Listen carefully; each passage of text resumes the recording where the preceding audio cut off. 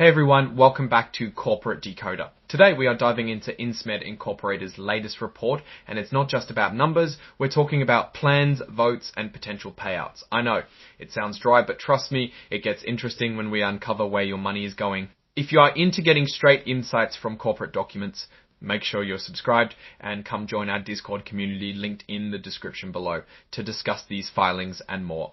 So what's on the agenda? This report, filed in May of 2025, gives us a peek into some key decisions made at INSMED's annual meeting of shareholders. Basically, shareholders got together and voted on some important company stuff, like who gets to be on the board of directors, how much executives get paid, and updates to a plan that decides how employees get bonuses and stock.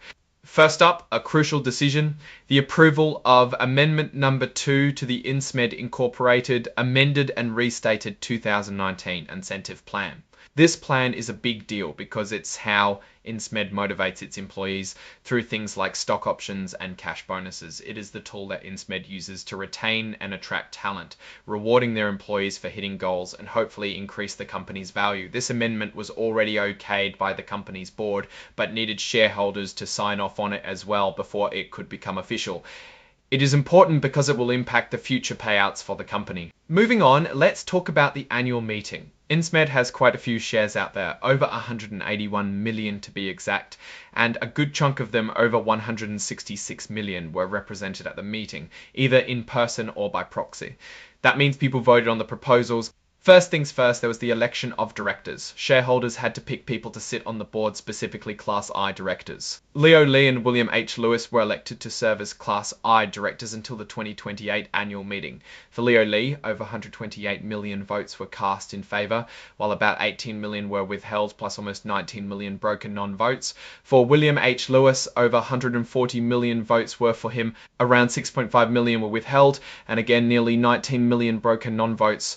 Broken non-votes happen when broken non-votes happen when brokers holding shares for clients don't get instructions on how to vote, so they just don't vote on certain issues.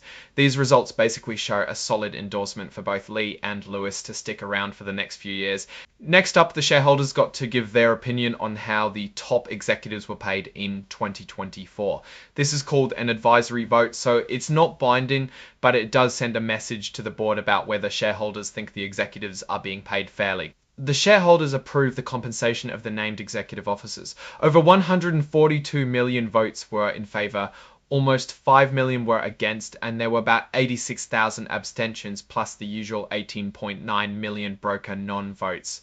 So the majority gave a thumbs up to the executive pay packages. The shareholders voted to ratify the appointment of Ernst & Young LL as the company's accounting firm for the year ending December 31, 2025. This is kind of like saying, yep, we trust these guys to keep the books in order. The vote was overwhelmingly in favour, with over 160 million votes for, about 5 million against, and just under 50,000 abstentions. This means that shareholders are happy with Ernst & Young LF handling the financial checkups for INSMED. Last but not least, the vote on Amendment Number 2 to the 2019 Incentive Plan.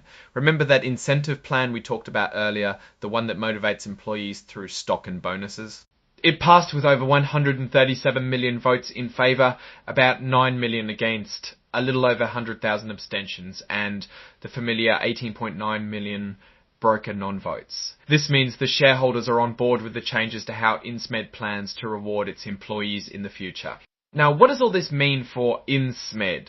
Well, first off, the election results show that the shareholders are pretty happy with the direction the company is heading since they re-elected the directors. The fact that the advisory vote on executive compensation passed means the shareholders generally agree with how the top dogs are being paid. And of course, the ratification of the accounting firm shows that everyone's comfortable with who's keeping an eye on the books. The big one here is the approval of Amendment Number 2 to the 2019 Incentive Plan. This gives INSMED more flexibility in how they reward their employees, which could help them attract and keep top talent in a competitive market.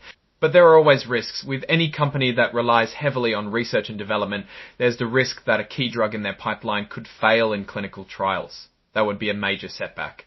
Also, the healthcare industry is always changing, so INSMED needs to stay on top of new regulations and competitive threats. However, INSMED seems to be navigating these challenges pretty well. They've got a clear strategy, they're investing in their people, and they're keeping the shareholders happy.